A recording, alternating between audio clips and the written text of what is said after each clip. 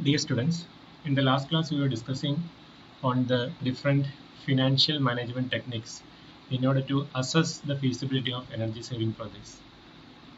And in that context, we have discussed about the simple payback period and the return on investment.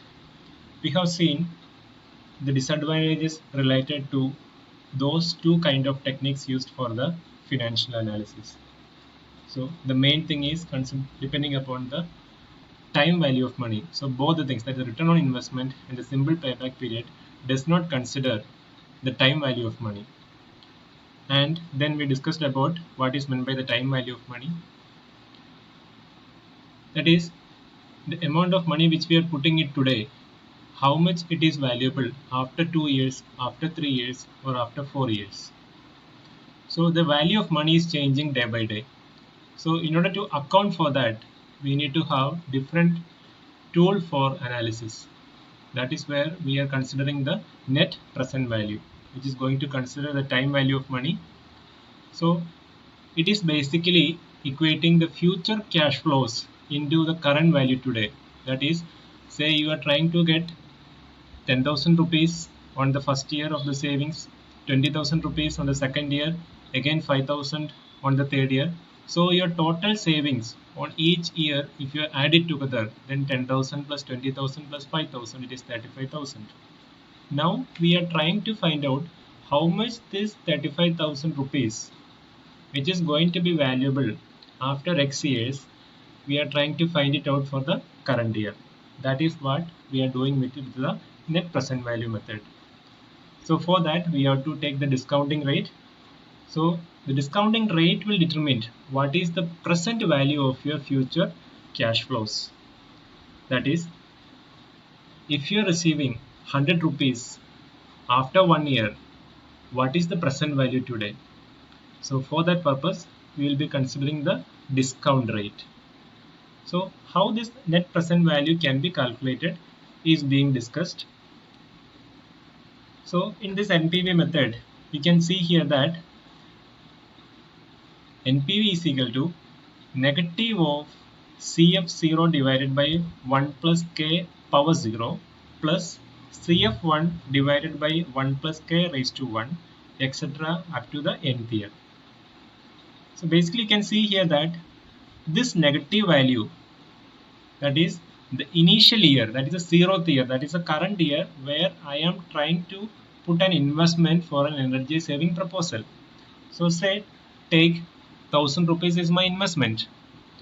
So there I have the present, that is at the present day or the present year I am putting 1000 rupees. So the present value is 1000 rupees itself, but that is an investment. So in order to take it as an investment cost, I will put a negative sign over here. And 1 plus K raised to 0. K is nothing but the discount rate. So what I am trying to put is discount rate is being used in order to find out what is the present value of your future cash flows. So for the present year, it is 1 itself. So whatever the 1 plus K raised to 0, you will get that value as 1. So therefore, in effect, I can say that minus CF0 divided by 1 plus K all raised to 0 is nothing but the current year's investment. So that is a negative value. So I have invested 1000 rupees today. Now in the coming years, that is the end of year 1, end of year 2, end of year 3, I am going to fetch the savings.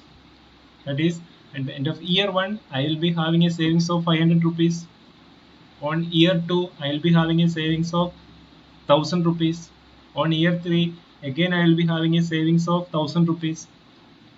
So here what I am putting is, this will be my investment, that is minus 1000 plus, now whatever I am going to get is nothing but the savings. So CF1 is nothing but the first year's, that is the end of the first year, what is my savings. So that is 500 rupees divided by 1 plus K. K is nothing but the discount rate. 1 plus K raised to 1. Again, the second year, CF2 divided by 1 plus K, the discount rate, the all raised to 2.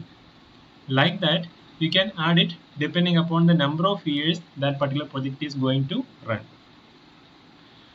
So this discount rate is being employed for evaluating the present value of the expected future cash flows. So you are expecting that you are getting 1000 rupees the second year, 1000 rupees again in third year. So you are trying to equate it to the present value. So how will you select a particular project? If this NPV, that is the net present value, if the value is negative, that means I haven't received any kind of savings. So this part will be prominent. And if this part is prominent, that means my NPV is negative. Now just imagine that if my NPV is positive, that means your total savings when added together is going to surpass the current year's investment. So therefore the NPV becomes positive. So a project is attractive only when that NPV is positive. If NPV is negative, then you have to reject that particular proposal. Now just imagine that if I am having two proposals. So just imagine that you are having two project proposals, project A and project B, and both these proposals are given to you and you are asked to select which proposal is the best one. So in that particular case, you have to select the project which is having the highest NPV. So if you select the project with the highest NPV, that project will be fetching more savings than the other project which is giving a lesser NPV. So I can select a project either depending upon the negative or the positive. If it is negative, I have to reject it. If it is positive, I have to select it. And just imagine that if I am having two proposals, both are giving two positive values, which one I need to select? It depends upon which one is having the maximum NPV. Now let us do a problem regarding net present value. So here you can see that two projects are being present over here, project 1 and project 2. Both the projects are having the same capital cost, that is 30,000 rupees is the investment cost, that is at the 0th year. Now the total life of the project is 10 years. So in each year, what is the savings which the project is going to fetch is present in the table. That is, you can see it here. For project 1 it is 6,000 rupees for all the 10 years. So you can say that the total savings is 60,000.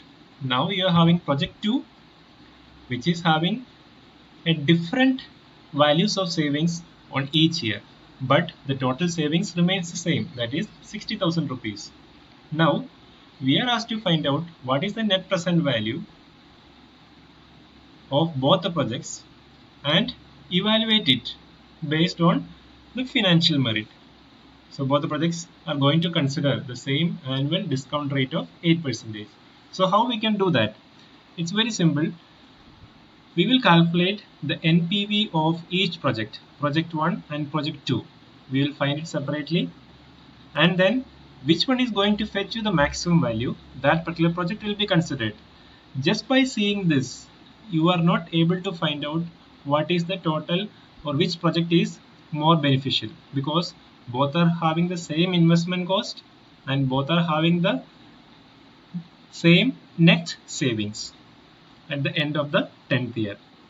So how we will evaluate that? So first we will consider the project 1. We will find out the net present value.